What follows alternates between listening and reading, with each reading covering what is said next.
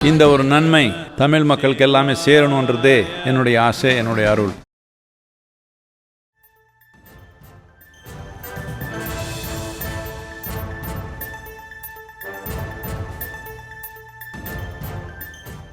இன்றைக்கு மாண்புமிகு பிரதமர் அவர்கள் பேசியிருக்கிறார், மொழியால் நாட்டை கொண்டாட பார்க்கிறார்கள் என்று.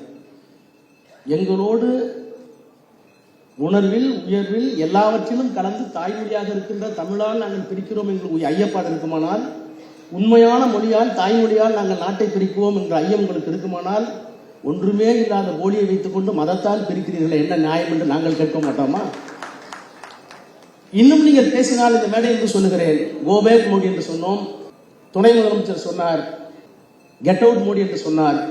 நாடாளுமன்றத்தில் விரைவில் சொல்லுவோம் ஷட் அப் மோடி.